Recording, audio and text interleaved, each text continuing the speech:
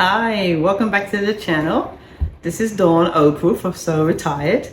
This week's project, we're going to be sewing McCall's pattern 8070. McCall's pattern 8070, and I'm going to be doing view B with the kangaroo pockets right here. It's a little nippy. Fall is coming in where I am, so I'm going to make a nice little lightweight sweat top rather to wear. So the instructions on the back of the envelope, which I'll show you here, and then I'll put a picture up so you can see closer, calls for a moderate stretch knit, right? So I did some shopping in my stash, fabric stash, and this is some white, lightweight type that you use for sweatsuits and stuff that I had already. And as you can see, it has a little stretch this direction, two-way stretch in this direction, but there's a little bit of a stretch in the other direction. And this is what they're referring to when they say moderate stretch. So on the back of the envelope, you're going to notice that there's a line at the bottom here, and you need to measure out 4 inches of fabric from here to here, then hold it and pull it over to here. If the fabric pulls over here easily, without you tugging it, then that's the correct knit that you need to use for here. Okay, so next you're going to cut out all your tissue pieces and then get the pattern pieces that you need for view B. So now that you've cut out your pattern pieces for view B, we're going to need pattern piece number 1. It's for the front kangaroo pockets. Going to need pattern piece number 2. This is your front. Be cutting 1 on the fold. Next is going to be the back. Pattern piece number 4. Also going to be cutting 1, and that's going to be on the fold. Then we're going to need our sleeve, and it's going to be pattern number 7. We're going to cut 2. Now we're going to need our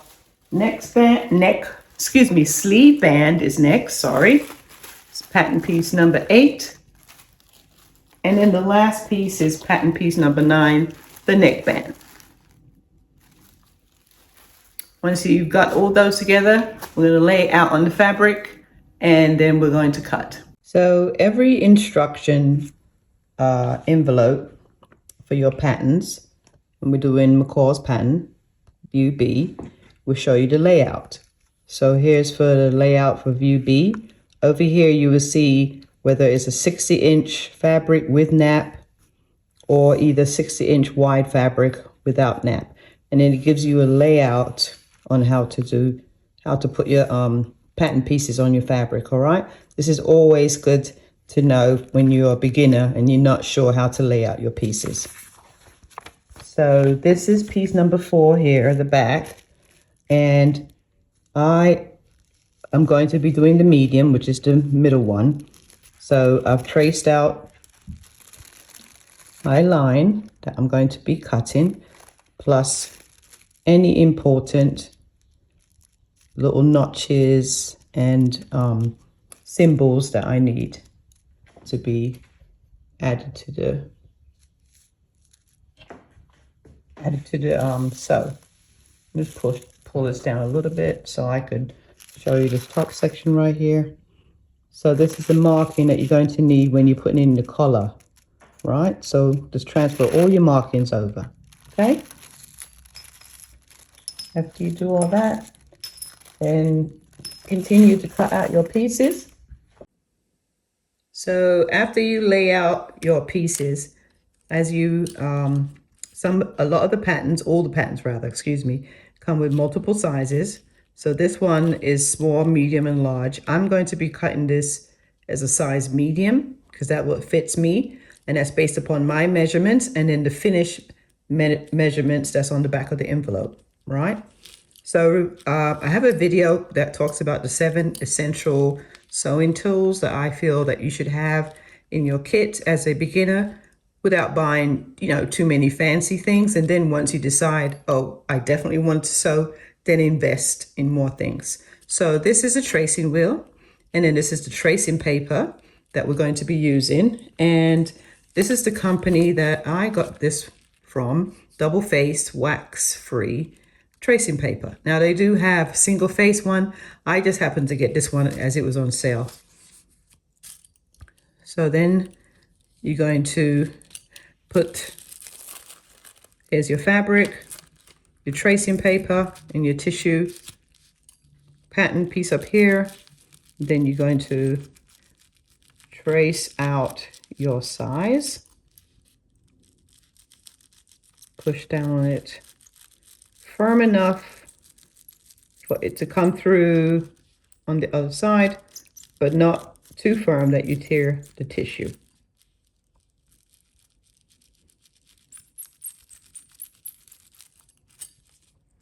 And if I did this correctly, we should see the tracing line. As you can see, I started tracing out the small by mistake, and then I had to go up here to the medium. So that's why you see that second line.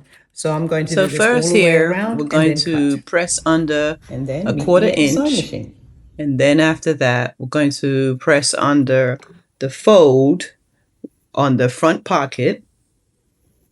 I like to do that first and then go to the sewing machine and then sew this down. Here you have some nice crisp lines when you're getting ready to sew. Here I've pinned under the rest of the seam allowance. Press that down also. Use my gauge thing to make sure everything was correct. Now, one of the things that you have to do when you're stitching with knit fabrics is that you need a stretch needle as well as a stretch needle stitch. Every machine has one, so just look at your sewing manual to find where it is. What I like to do is practice on a piece of scrap with before I actually sew anything to make sure that I got the right tension.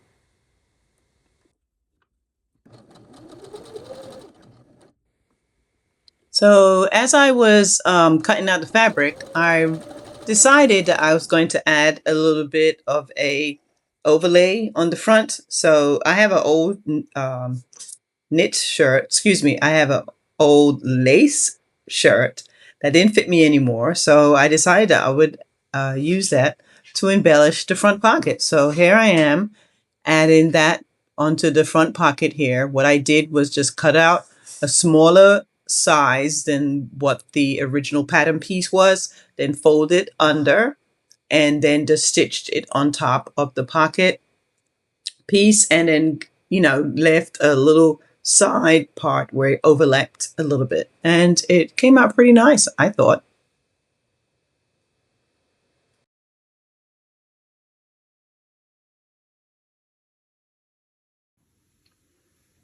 So next we're going to pin the pocket to the front of the sweat top, matching your marks that you made.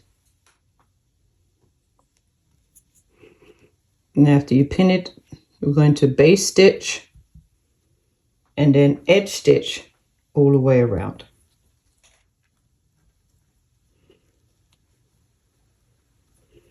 And what I like to do to make sure that my measurements are all the same from the bottom, I just measure from here to the center and go all the way down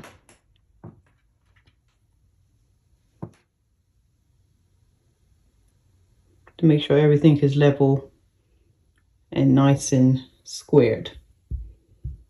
Okay, so now back to the machine. You're going to base and then edge stitch.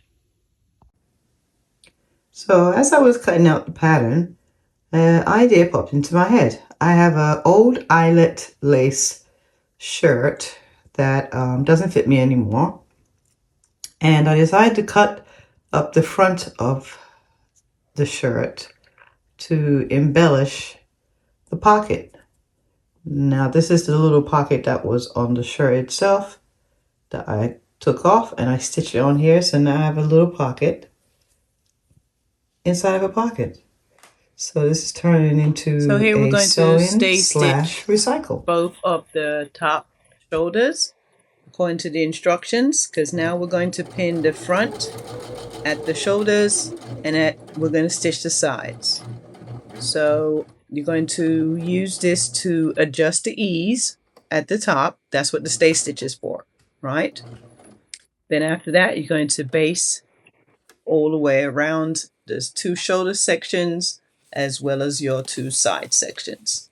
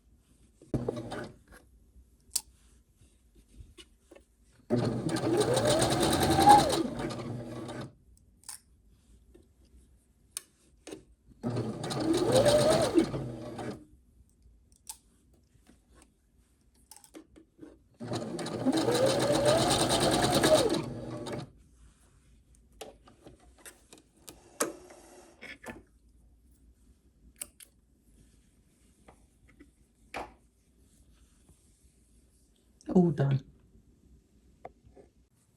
So I did the base stitch on my machine, and I'm going to be using my serger to finish off the edges as I'm sewing. You don't have to use a serger if you don't have one.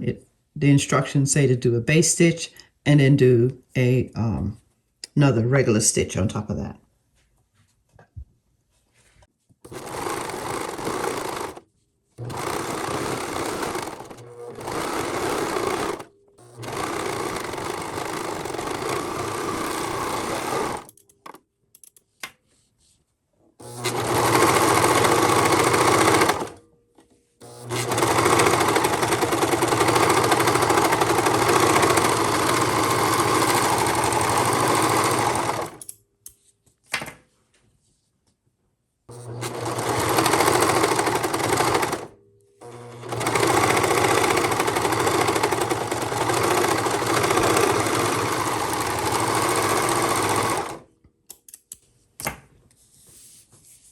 And see, there's all done complete.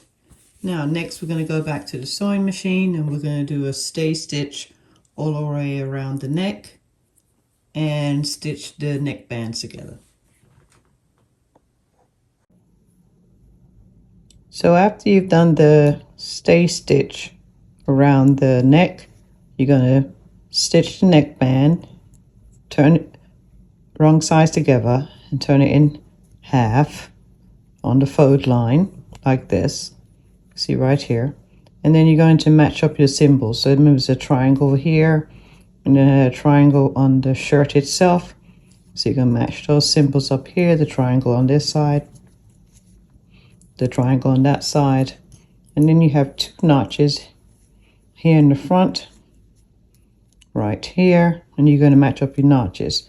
So it's going to look weird, like this will not fit all into this bigger area here because the neckband is smaller. But remember that this is knit fabric, and as you're stitching, you're going to stitch and stretch, and it will all ease in. Okay, so go back to the sewing machine now, and you're going to stitch the neckband in. So here we're stitching on the neckband. So what I did was that I did a base stitch. The instructions doesn't tell you this, but I did a base stitch first just to do a try on to make sure that it fit correctly and everything was lying in the right place. So then after that was completed, you can just do a regular stitch, go all the way around. I'm using the serger to finish off the neck piece, and also to sew the entire sweat top. Okay.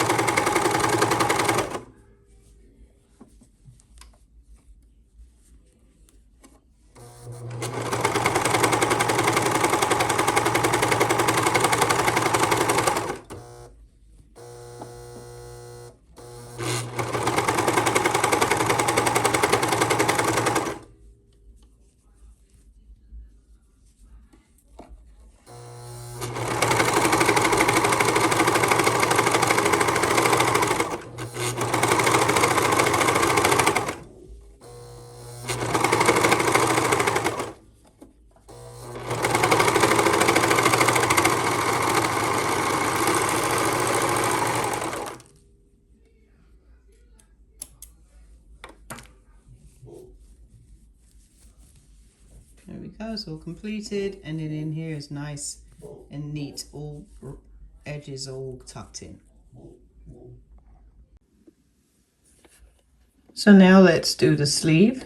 You're gonna stay stitch or ease stitch from one of your markings here to the other marking over here. Then you're going to pin the seam together and stitch 5/8 of an inch going down.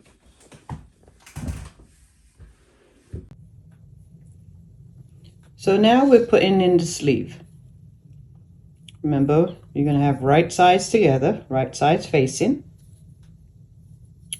I like to start with my seams first to make sure they're all going in the right direction. Put a pin there. Now on your pattern, you should have transferred all your marks over. So you had 3 marks here, and that's where you did your ease stitching earlier. So the top middle mark should line up with your shoulder. So I like to pin that at the bottom here and pin this here. Now the easiest sleeve to put in are the knit sleeves, because the knit fabric is so pliable. So then after that, you're going to match up your markings. Here's a dot here, dot there. Put in the pin here.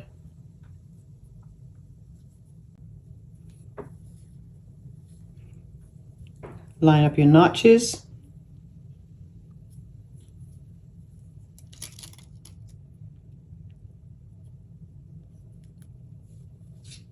And then if there's, for example, this is a little looser or tighter, this is where you would have used this stitch, the E stitch, to either pull it in so it can all fit in.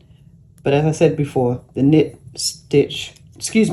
fabric is very pliable. So it's going to be your easiest sleeve to put in. So just continue pinning around. I like to use a lot of pins when I'm pinning. It helps us keep the fabric in place, and then I can see better how it's going to look once I stitch it. And it's basically just to make it more secure. So we're gonna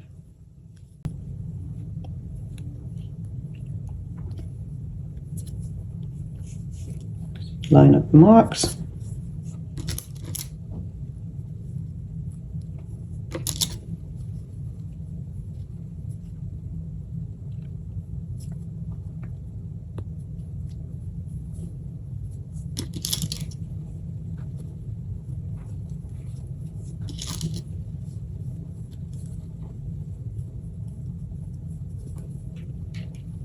So if the instructions doesn't say this, I like to do a base stitch around first, then do a dry fit to make sure everything is not puckered, and then I go around and do the permanent stitch. That alleviates me having to, if I do make a mistake, I don't have to unpick the whole thing and then stitch it again.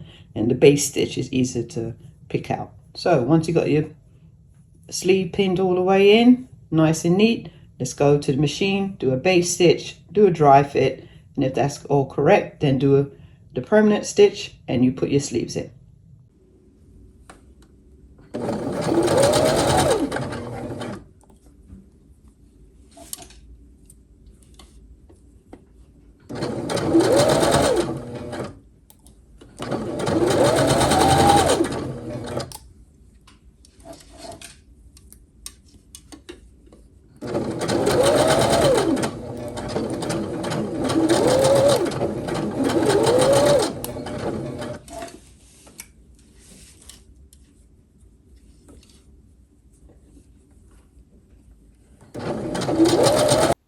Hi, so thanks for watching my latest video on how to sew McCall's pattern 8070 sweat top. Here's the pocket that I had done the lace on the front. And then I also went ahead and added some embellishments here on the sleeve. This is something addition that you could do in the pattern project, excuse me, in the pattern itself. You'll see where you can add a couple of stripes. So I had some leftover fabric and I decided to add something here. I can sew. I'm a wonderful sewer, and I can teach in person, but editing is still my Achilles heel. So thank you for staying to the end of the video. As you can see, it fits me nice and lovely. I did this, as I said before, as a size medium. It's nice and loose, nice roomy pocket in the front. I serged everything. What I didn't add in the video was how to put on the sleeves, and it's basically just sewing the sleeve cap together here, folding it in half, then you pin the sleeve on, do a base stitch, and then I did all my seams with sergers. I serged it afterwards. You don't have to, you can just use your regular stretch stitch. And everything came out great, rather. So same thing you do for the sleeve cuffs, and the same for the bottom section. Do the same thing too. Base stitch first and then stitch. So once again, thanks for coming along with me for my latest sew, McCall's pattern 8070, and I did view B with a couple extra embellishments on it. Till next time, bye.